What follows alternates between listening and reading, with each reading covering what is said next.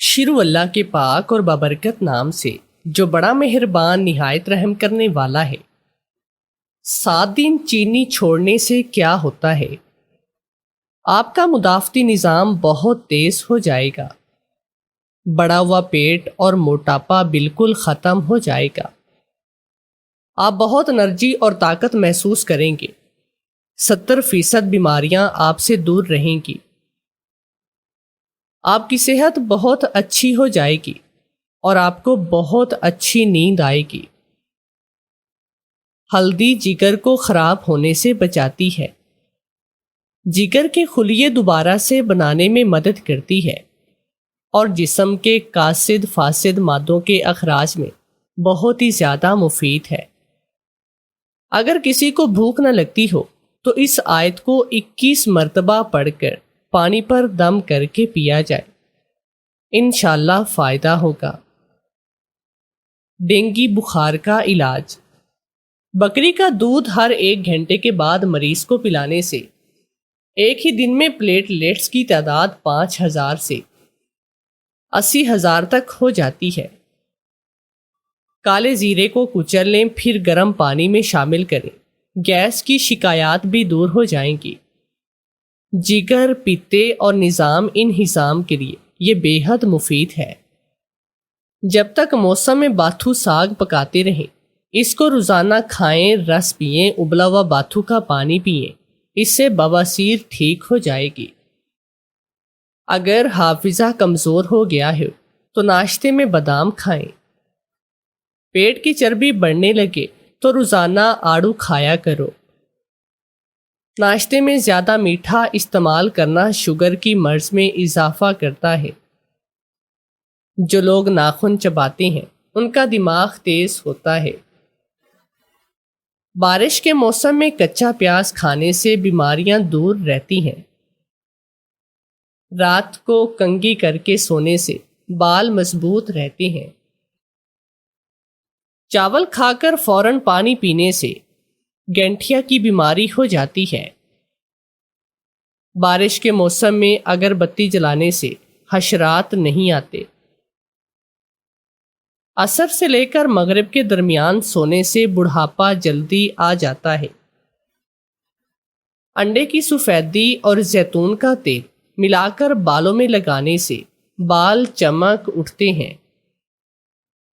سر کے پاس موبائل رکھ کر سونے سے انسان جلدی بہرا ہو جاتا ہے۔ اگر منہ سے بدبو آتی ہو تو پھٹکڑی کا ٹکڑا رات کو منہ میں رکھ کر سویا کرو۔ برتن دھوتے وقت اگر ٹوتھ پیسٹ اور نمک ملا کر استعمال کیا جائے تو برتنوں کی چمک زیادہ بڑھتی ہے۔ گوشت کھا کر پودینے کے پتے چبا لو، کبھی بدہضمی نہ ہوگی۔ اگر اچانک تھکن کی وجہ سے کمر درد ہونے لگے تو پانی کی بوتل گرم کر کے کمر پر پھیرنے سے درد میں آرام ملتا ہے۔ باتھ روم میں تھوکنے سے منہ کا کینسر ہو جاتا ہے۔ رات کو منہ میں نمک کی چٹکی رکھ کر سویا کرو، کبھی منہ سے بدبو کا مسئلہ نہیں ہوگا۔ اگر پیٹ میں درد محسوس ہو تو ہلدی اور زیتون کا تیل ملا کر رات کو ناف پر لگا لو۔ رات کے وقت نیم کے پتوں کی دھونی لینے سے پھوڑے پھنسیاں ختم ہو جاتے ہیں۔ نیم گرم دودھ میں گڑ ڈال کر پیا کرو، بڑھاپا جلدی نہیں آئے گا۔ تیز نمک کھانے سے بھولنے کی بیماری لگ جاتی ہے۔ کھٹی لسی پینے سے معدہ طاقتور رہتا ہے۔ شام کے وقت زیادہ کھانا کھانے سے بڑھاپا جلدی آتا ہے۔ تیز میٹھا کھانے سے دماغ کمزور ہوتا ہے۔ کالا یرکان ہو جائے تو گنے کا رس پیا کرو۔ صبح نہار منہ 2 گھنٹوں تک دھوپ میں بیٹھنے سے کبھی یورک ایسڈ کی بیماری نہیں ہوتی۔ ہری مرچوں کی دھونی لینے سے موٹاپا کم ہوتا ہے۔ کھانا چبا کر کھانے سے کبھی پیٹ نہیں بڑھتا۔ پرفیوم زیادہ لگانے سے دماغ میں خشکی پیدا ہو جاتی ہے۔ گرم دودھ میں گلاب کے پتے ڈبو کر پینے سے مثانے کی گرمی ختم ہو جاتی ہے۔ لیز کھانے سے دماغی کمزوری ہو جاتی ہے۔ کچے ناریل کا پانی پینے سے لیکوریا کی بیماری ختم ہو جاتی ہے۔ جن کے جوڑ درد کرتے ہیں کمزور ہوں گے، مرغی کے پنجے پکا کر وہ کھا لیں۔ کچے چاول کھانے سے عمر کم ہوتی ہے۔ تیز گرم چیز کھا کر ٹھنڈا پانی پینے سے دانت جلدی گرتے ہیں۔ دھوپ میں کھڑے ہو کر پانی پینے سے مرگی کا دورہ پڑ سکتا ہے۔ گوشت کھا کر دودھ پینے سے دانت خراب ہو جاتے ہیں۔ پھل کھا کر پانی پینے سے کھانسی ہو جاتی ہے۔ امرود کھا کر چائے پینے سے پیٹ خراب ہوتا ہے۔ پاؤں کے بل بیٹھ کر کپڑے دھونے سے دماغی کمزوری ہو جاتی ہے۔ جو عورتیں کھانا بنانے وقت ہاتھ نہیں دھوتی ان میں بانجھ پن کی بیماری ہو جاتی ہے۔ تیز ٹھنڈا پانی پینے سے چھاتیاں کمزور ہوتی ہیں۔ کان میں زیادہ کھجلی کرنے سے کھانسی ہو جاتی ہے۔ بند گوبھی کھانے سے بانجھ پن کی بیماری ختم ہو جاتی ہے۔ جن عورتوں کے بال کمزور ہوں مچھلی کا سالن بنا کر کھایا کریں۔ پانی میں پاؤڈر پانی میں ملا کر پینے سے پیٹ کی گیس ختم ہو جاتی ہے۔ رانی پور کی 10 سالہ فاطمہ پیر کے ڈیرے پر کام کرنے گئی تو پیر کی نیت خراب ہو گئی اور وہ معصوم فاطمہ کو نوچنے لگا اور پھر اس پر اتنا تشدد کیا کہ وہ فرش پر تڑپنے لگی۔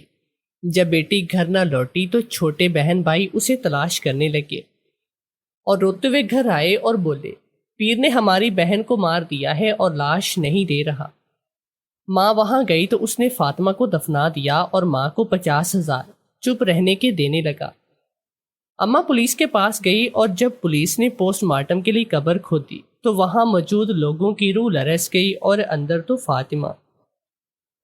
پورے علاقے میں ایک کہرام سا برپا ہو چکا تھا۔ دور دور سے لوگ اور میڈیا کوریج کے لیے موجود تھے۔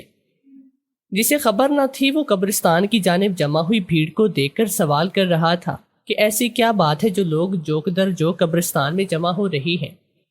جواب دیا گیا کہ تمہیں نہیں معلوم فاطمہ نامی بچی کی قبر کھول کر اس کی لاش نکالی جا رہی ہے تاکہ پوسٹ مارٹم کیا جا سکے۔ جتنے منہ اتنی باتیں تھی۔ فاطمہ کی پر اسرار موت پر کچھ لوگوں کا کہنا تھا کہ یوں قبر کی بے حرمتی نہ کی جائے، جو ہوا سو ہوا۔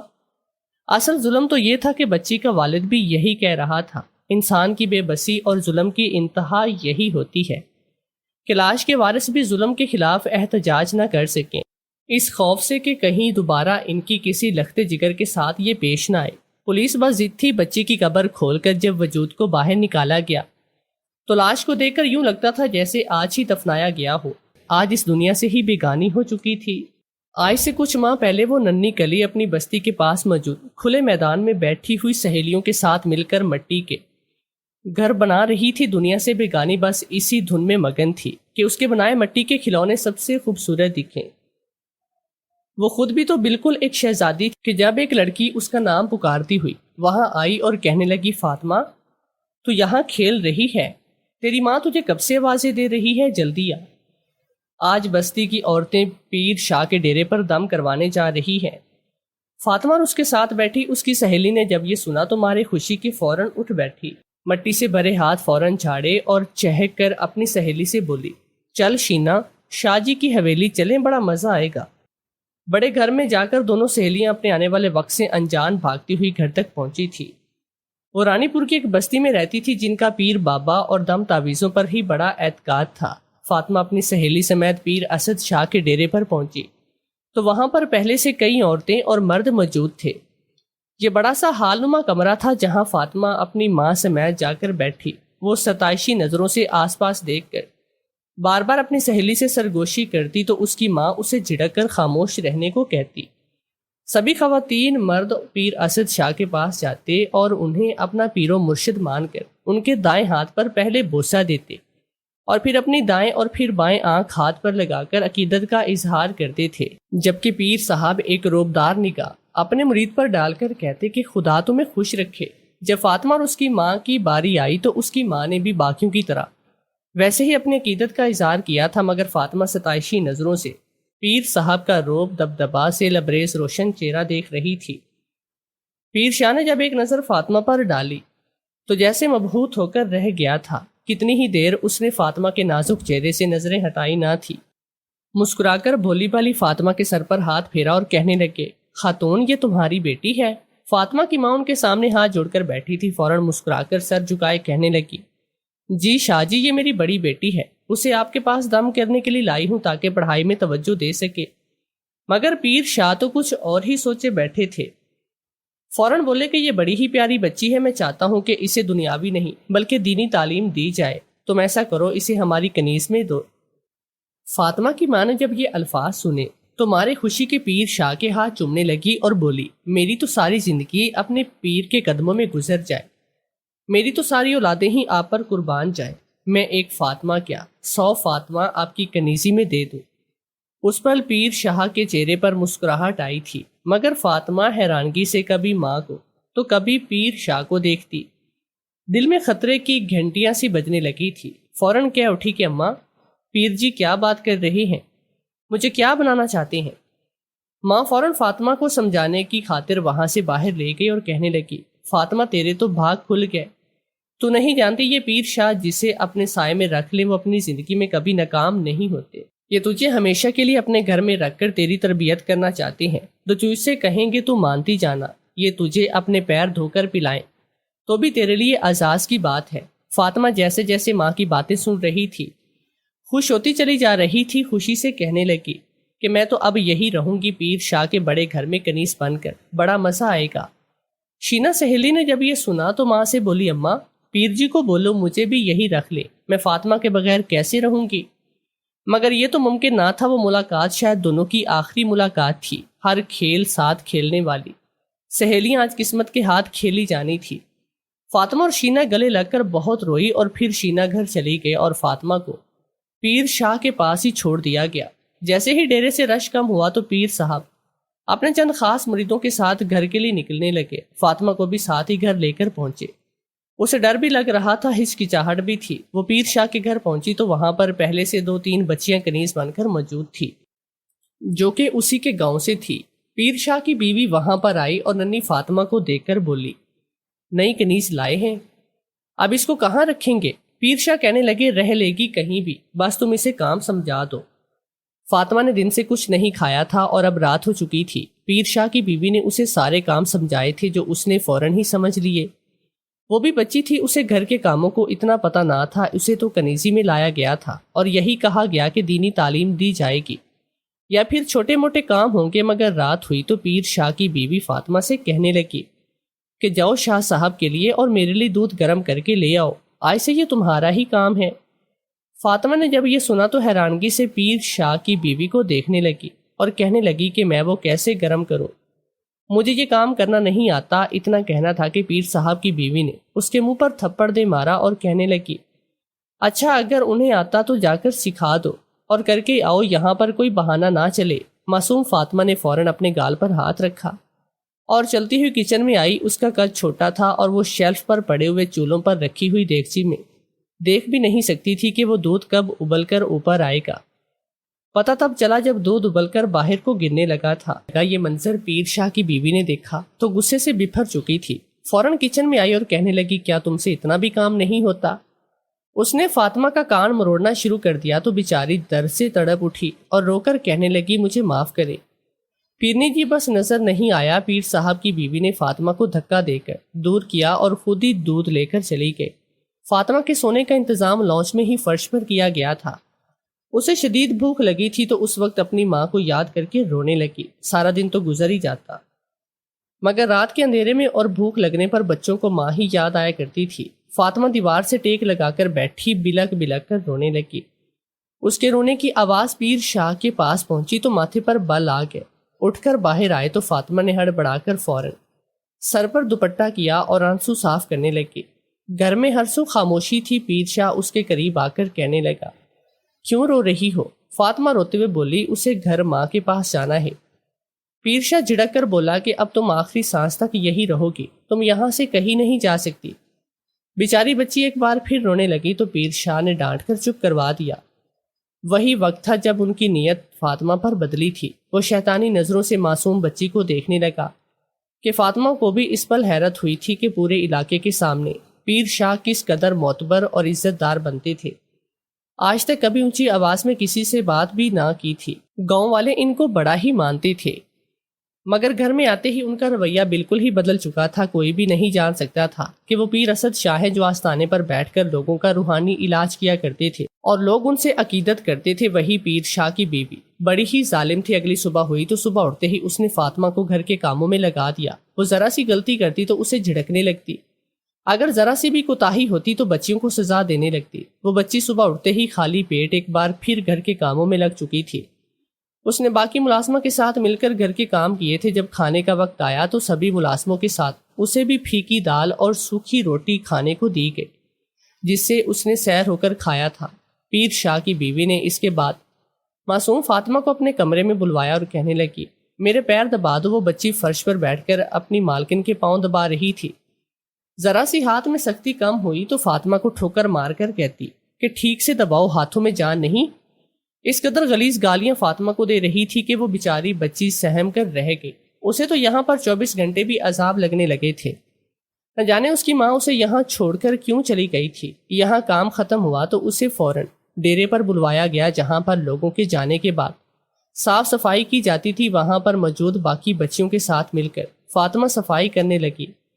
جب پیر شاہ نے اسے اپنے کمرے میں بلوایا، فاطمہ ڈرتی ہوئی پیر شاہ کے کمرے میں گئی تو وہ لیٹتے ہوئے کہنے لگے کہ پیر تو دبا دو۔ بچی جھجکتے ہوئے شاہ صاحب کے پاس گئی اور ننھے ننھے ہاتھوں سے پیر دبانے لگی۔ اسی پل پیر شاہ نے اس کے ساتھ نازیبا حرکات کرنا شروع کی۔ فاطمہ سہم کر کچھ کہہ نہ سکی، کہتی بھی آخر کس سے؟ پیر اسد شاہ۔ ایک دو گاؤں نہیں بلکہ جہاں جہاں تک اس کا نام پھیلا تھا سبھی اس کے آگے سر جھکاتے تھے۔ آخر کون اس کی مدد کرتا؟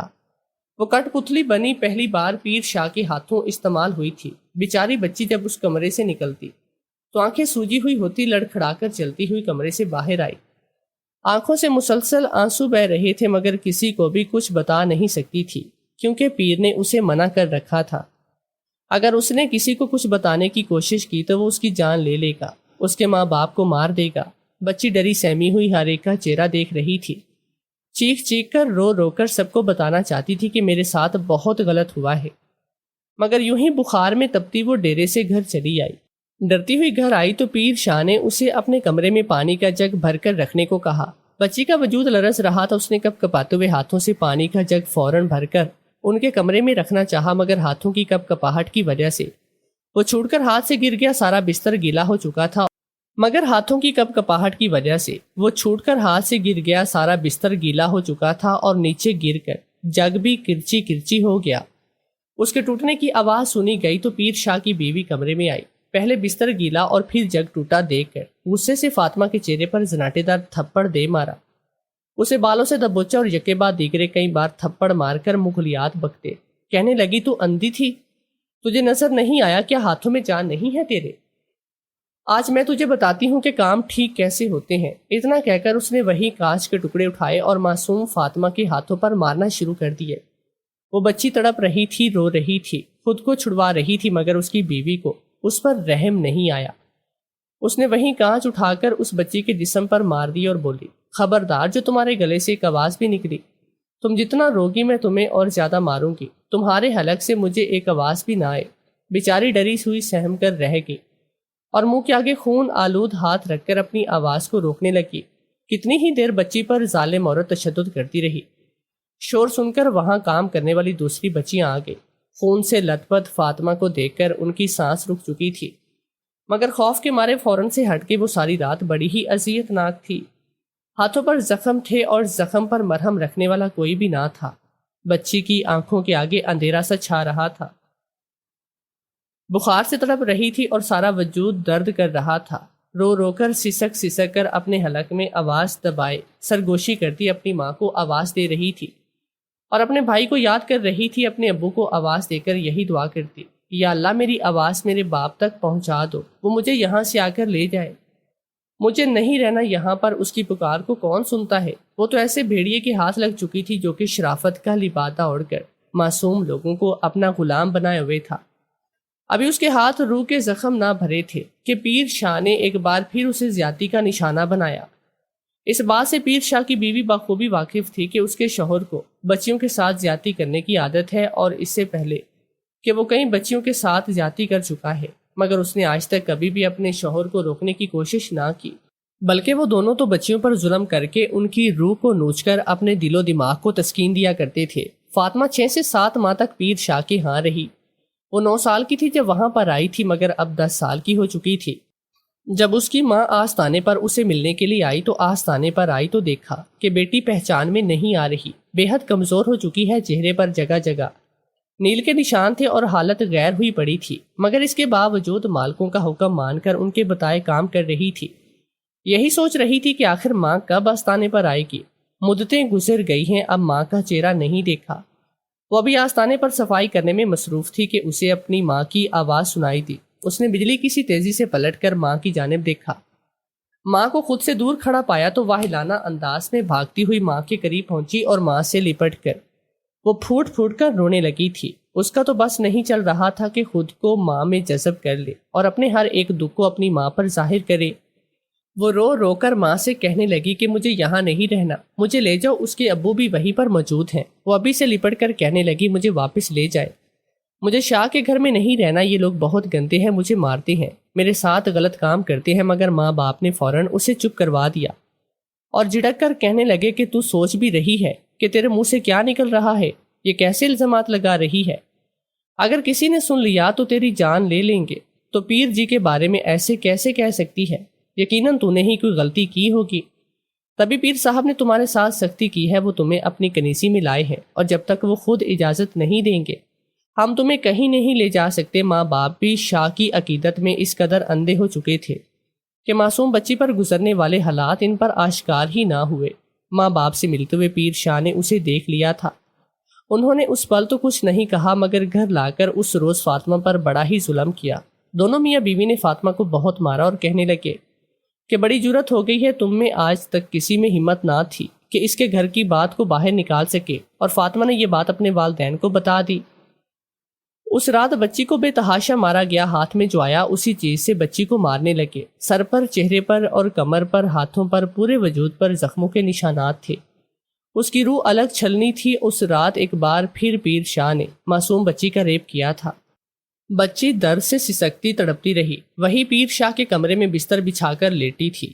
درد سے تڑپ کر کبھی ایک طرف گرتی تو کبھی دوسری طرف رو رو کر اپنے ماں باپ کو آوازیں دے رہی تھی، مگر کوئی سننے والا نہ تھا۔ تبھی اس کا شور سن کر پیر شاہ کی بیوی وہاں آئی اور غصے سے کراہنے کو روکنے لگی۔ شاید پیاسی تھی، پانی مانگ رہی تھی۔ وہاں پر موجود ایک ملازمہ کو لایا گیا جس نے اس کی جانب پانی بڑھایا، مگر وہ بے ہوش ہو چکی تھی، اس کی آخری سانسیں چل رہی تھی، وہ بے سدھ تھی۔ تبھی پیر شاہ خود اٹھا اور بازو سے گھسیٹ کر فاطمہ کو اٹھانے لگا، مگر وہ اس دار فانی سے کوچ کر چکی تھی۔ جب دیکھا گیا کہ فاطمہ مر چکی ہے تو فوراً اس کے والدین کو فون کیا اور کہا کہ تمہاری بیٹی مر چکی ہے، آ کر لے جاؤ اسے۔ فاطمہ کے والد نے جب یہ خبر سنی تو چونک کر رہ گیا۔ اچانک فاطمہ کو کیا ہو گیا؟ دونوں میاں بیوی دوڑے دوڑے پیر شاہ کے گھر پہنچے تو ان کی بیٹی مری ہوئی تھی۔ پیر شاہ کہنے لگا کہ تمہاری بیٹی کو تیز بخار تھا اور وہ اسی بخار میں خدا کی رضا سے وفات پا گئے۔ ماں باپ اپنے بچے کی اچانک موت پر بے تحاشا رو رہے تھے۔ جب انہوں نے اپنی بچی کا چہرہ دیکھا تو دنگ رہ گئے۔ اس کے وجود پر زخم کے نشانات تھے، آنکھیں سوجی ہوئی تھی اور چہرہ بھی نیل سے سو چکا تھا۔ وہ بالکل ہی پہچان میں نہیں آ رہی تھی کہ ان کی بیٹی فاطمہ ہے۔ انہوں نے سوالی نظروں سے پیر شاہ کو دیکھا اور کہنے لگے کہ ہماری بچی کے چہرے پر زخم ہے، اس پر تشدد کیا گیا ہے۔ مگر پیر شاہ نے فوراً آنکھیں دکھاتے ہوئے جیب سے 50 سے 60 ہزار روپے نکالے اور اس کے باپ کے منہ پر مارتے ہوئے بولا، چپ چاپ اپنی بچی کو لے جاؤ، اسے صرف بخار ہوا تھا جو اپنی طبی موت مر گئے، اسے جا کر دفنا دو، اگر ذرا سی بھی آواز نکالی تو مجھ سے برا کوئی نہیں ہوگا۔ اتنا کہہ کر پیر شاہ وہاں سے جا چکا تھا، جبکہ دونوں میاں بیوی اپنی بچی کی لاش اٹھا کر گھر پہنچے تھے۔ بستی میں پہنچے تو ایک کہرام سا مچ چکا تھا۔ جو بھی پوچھتا کہ فاطمہ کی موت کیسے ہوئی تو یہی کہتے کئی روز سے بخار تھا۔ پیر شاہ نے بڑے بڑے ڈاکٹروں سے اس کی دوا کی مگر یہ مزید زندہ نہ رہ سکی۔ گاؤں کی عورتوں نے جب فاطمہ کا چہرہ دیکھا اسے غسل دینے کے لیے لے گئے تو چیخیں مار کر روتی ہوئی باہر نکل آئی اور کہنے لگی، بچی کو کوئی بخار نہیں تھا، اسے بہت زیادہ مارا گیا، یہ تو درد کی تاب نہ لا کر فوت ہوئی تھی۔ اتنی معصوم بچی پر حد سے زیادہ ظلم کیا گیا ہے۔ مگر اس کی ماں نے روتے ہوئے انہیں چپ کروا دیا کہ ہم شاہ صاحب کے بارے میں کچھ بھی نہیں کہہ سکتے۔ پورے گاؤں میں بات پھیل چکی تھی کہ فاطمہ پر تشدد کیا گیا۔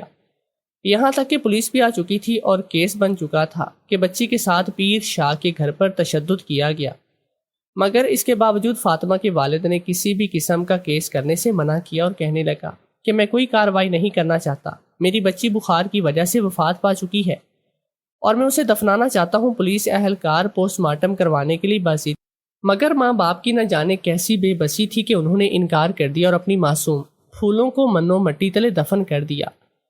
پیر شاہ نے سوچ رکھا تھا کہ پیسے دے دینے سے معاملہ دب جائے گا، مگر ایسا ہرگز نہ ہوا۔ جیسے جیسے خبر سوشل میڈیا پر پھیلتی گئی تو قانون بھی حرکت میں آ گیا۔ ماں باپ کمزور اور بے بس تھے، مگر یہ قانون اور سوشل میڈیا پر فاطمہ کو انصاف دلانے والے مسلسل احتجاج میں نکلے ہوئے تھے۔ لوگ ہرگز کمزور نہیں تھے، سب نے یک زبان ہو کر کہا فاطمہ کو انصاف دلوایا جائے۔ تبھی دھیرے دھیرے مزید راز کھل کر سامنے آنے لگا۔ پیر شاہ کے گھر جا کر جب مزید تفتیش کی گئی اور وہاں کی ملازمہ کو اعتماد میں لے کر پوچھا گیا تو کئی راز چٹکیوں میں کھلتے چلے گئے۔ پیر شاہ کو حراست میں لے لیا گیا، لوگ ان پر تھو تھو کرنے لگے۔ وہاں پر اس وقت کنیزی میں 7 اور ملازمائیں بھی موجود تھی جو کہ فاطمہ کی ہی عمر کی تھی، اور ان پر بھی وہی ظلم کیا جاتا۔ وہاں بیچاری بھی عنقریب فاطمہ کی ہی طرح درد کی تاب نہ لا سکی تھی، مر جاتی، لیکن خوش قسمتی سے جو فاطمہ ان کے لیے بلند آواز کر کے خود تو اس دنیا سے چلی گئی، مگر ایسی کئی مجبور بچیوں کو پیر شاہ کے ظلم و ستم سے بچا گئی۔ جب انویسٹیگیشن کی گئی تو یہ خبر بھی سامنے آئی کہ وہاں پر 100 سے زائد بچے موجود ہیں جو کہ غریب گھرانے سے تعلق رکھتی ہیں، اور ماں باپ چھوٹی عمر میں انہیں پیر شاہ کے ڈیرے پر کام کرنے کے لیے بھیج دیتی ہیں تاکہ ان کا گھر کا خرچ بھی چل سکے۔ اس بات سے انجان کے بچیوں کے ساتھ کیسا شفاق رویہ رواں رکھا جاتا ہے۔ بچی کو دفنانے کے بعد ایک بار پھر اسے قبر سے پوسٹ مارٹم کے لیے نکلوایا گیا۔ باپ تو ابھی بھی باضد تھا کہ وہ کچھ نہیں کروانا چاہتا، مگر قانون حرکت میں آ چکا تھا۔ بچی کی قبر کو کھولا گیا اور جب پوسٹ مارٹم کیا گیا تو بات سامنے آ چکی تھی کہ بچی پر موت سے پہلے بے تحاشا تشدد کیا گیا اور ریپ بھی کیا گیا ہے۔ معصوم بچی درد کی تاب نہیں لا کر سسک سسک کر مر گئی، اور یہی بات پیر شاہ چھپانا چاہتا تھا۔ اس رپورٹ کے آتے ہی فوراً پیر شاہ کو گرفتار کیا گیا اور بیانات لے کر اس کے خلاف قانونی کارروائی شروع کی جاتی ہے۔ یہاں پر پہلا سوال تو یہ آتا ہے کہ 8، 9، 10 یہاں تک کہ جو 15، 16 سال بچیوں کو گھر سے باہر کام کرنے کے لیے بھیجا ہی کیوں جاتا ہے؟ کیا فاطمہ جیسی اتنی کم عمر بچیاں گھر سے کام کر سکتی ہیں؟ کتنے ہی کیسز آئے ہیں، روز کو سننے کو ملتے ہیں۔ یہ معاشرہ درندوں کی بستی بنتا جا رہا ہے۔